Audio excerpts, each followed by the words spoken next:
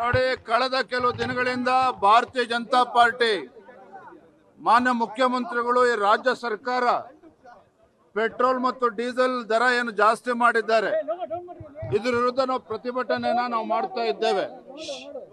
ಇವತ್ತು ಸಹ ರಾಜ್ಯಾದ್ಯಂತ ಎಲ್ಲ ಜಿಲ್ಲಾ ಕೇಂದ್ರಗಳಲ್ಲಿ, ತಾಲೂಕು ಕೇಂದ್ರಗಳಲ್ಲಿ ರಸ್ತೆ ತಡೆ ಮಾಡೋ ಮೂಲಕ ಇವತ್ತು ಈ ರಾಜ್ಯ ಸರ್ಕಾರದ ನಿರ್ಧಾರದ ವಿರುದ್ಧ ಪ್ರತಿಭಟನೆ ಮಾಡ್ತಾ ಇದ್ದೇವೆ.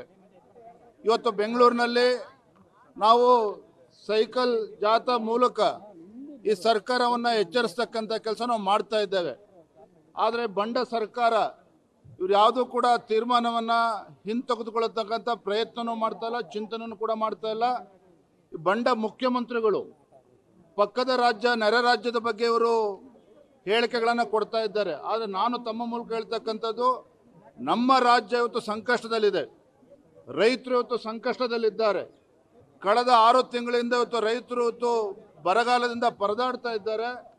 ಮತ್ತೊಂದು ಕಡೆ ಸಾಮಾನ್ಯ ಜನರ ಮೇಲೆ ಹೊರೆ ಆಗ್ತಕ್ಕಂಥ ಕೆಲಸ ಇವತ್ತೇನು ಮಾನ್ಯ ಮುಖ್ಯಮಂತ್ರಿಗಳು ಮಾಡಿದ್ದಾರೆ, ಅದು ಅಕ್ಷಮ್ಯ ಅಪರಾಧ ಇವತ್ತು. ಹಾಗಾಗಿ ನಾನು ಮಾನ್ಯ ಮುಖ್ಯಮಂತ್ರಿಗಳಿಗೆ ಆಗ್ರಹವನ್ನು ಮಾಡ್ತೇನೆ, ನಿಮ್ಮ ಬಂಡತನವನ್ನು ಬಿಟ್ಟು ರಾಜ್ಯದ ಜನರಿಗೆ ಮಾರಕ ಆಗಿರ್ತಕ್ಕಂಥ ಪೆಟ್ರೋಲ್ ಮತ್ತು ಡೀಸೆಲ್ ಮೇಲೇನು ದರವನ್ನು ಜಾಸ್ತಿ ಮಾಡಿದ್ದೀರಿ, ಅದನ್ನು ತತ್ಕ್ಷಣ ನಿಮ್ಮ ನಿರ್ಧಾರವನ್ನು ಹಿಂಪಡೆಯಬೇಕು.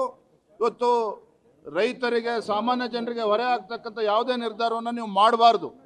ಮತ್ತೊಂದು ಕಡೆ ಸಚಿವರು ಹೇಳ್ತಾರೆ KSRTC ಬಸ್ ದರ ಜಾಸ್ತಿ ಮಾಡ್ತೀವಿ ಅಂತ ಹೇಳ್ತಾರೆ. ಮತ್ತೊಂದು ಕಡೆಯಲ್ಲಿ ಬೆಂಗಳೂರು ಮಹಾನಗರದಲ್ಲಿ ನೀರಿನ ದರ ಜಾಸ್ತಿ ಮಾಡ್ತೀವಿ ಅಂತ ಹೇಳ್ತಾರೆ. ಮತ್ತೊಂದು ಕಡೆ ಪೆಟ್ರೋಲ್ ಡೀಸೆಲ್ ನಿರ್ಧಾರ ರಾಜ್ಯದ ಜನರಿಗೆ ಇವತ್ತು ಶಾಪ್ ಆಗಿ ಪರಿಣಮಿಸ್ತಾ ಇದೆ ರಾಜ್ಯ ಸರ್ಕಾರ. ಹಾಗಾಗಿ ಇವತ್ತು ನಾವು ರಾಜ್ಯದ ಜನರ ಪರವಾಗಿ ಭಾರತೀಯ ಜನತಾ ಪಾರ್ಟಿ ಹೋರಾಟವನ್ನು ಕೈಗೆತ್ತಿಕೊಂಡಿದ್ದೇವೆ. ಮುಖ್ಯಮಂತ್ರಿಗಳು, ಕಾಂಗ್ರೆಸ್ ಸರ್ಕಾರ ತನ್ನ ನಿರ್ಧಾರದಿಂದ ಹಿಂದೆ ತೆಗೆದುಕೊಳ್ತಕ್ಕಂಥವರೆಗೂ ಸಹ ನಾವು ಹೋರಾಟದಿಂದ ಹಿಂಸರಿಸತಕ್ಕಂಥ ಪ್ರಶ್ನೆ ಬರೋದಿಲ್ಲ. ನಾವು ಭಾರತೀಯ ಜನತಾ ಪಾರ್ಟಿ ಎಲ್ಲರೂ ಕೂಡ ಒಟ್ಟಾಗಿ ಒಂದಾಗಿ ಜನರ ಪರವಾಗಿ ಹೋರಾಟವನ್ನು ಕೈಗೆತ್ತಿಕೊಂಡಿದ್ದೇವೆ. ಗೃಹ ಸಚಿವರು ಹೇಳಿದ್ದಾರೆ, ಒಂದು ವೇಳೆ ರಸ್ತೆ ತಡೆ ನಡೆಸಿದ್ರೆ ಅಥವಾ ಏನೇ ಮಾಡಿದ್ರು ನಾವು ಲಾಠಿ ಚಾರ್ಜ್ ಮಾಡಿ ಅರೆಸ್ಟ್ ಮಾಡ್ತೀವಿ ಅಂತ. ಮೂರ್ಖತನದ ಪರಮಾವಧಿ. ಭಾರತೀಯ ಜನತಾ ಪಾರ್ಟಿ ಕಾರ್ಯಕರ್ತರು ಲಾಠಿಗೂ ಹೆದರೋದಿಲ್ಲ, ಯಾವುದಕ್ಕೂ ಕೂಡ ಹೆದರೋದಿಲ್ಲ. ಇವತ್ತು ರಾಜ್ಯದ ಜನರ ಪರವಾಗಿ, ರೈತರ ಪರವಾಗಿ, ಬಡವರ ಪರವಾಗಿ ಧ್ವನಿ ಎತ್ತಕ್ಕಂಥ ಕೆಲಸ ಮಾಡ್ತೇವೆ ಅಂತ ಹೇಳಿದ್ರೆ, ಲಾಠಿ ಪ್ರಹಾರ ಮಾಡ್ತೇವೆ ಅಂತ ಹೇಳಿದ್ರೆ ಇದು ದರ್ಪದ ಮಾತುಗಳನ್ನು ಇವತ್ತು ಗೃಹ ಸಚಿವರು ಮಾತನಾಡಿದ್ದಾರೆ.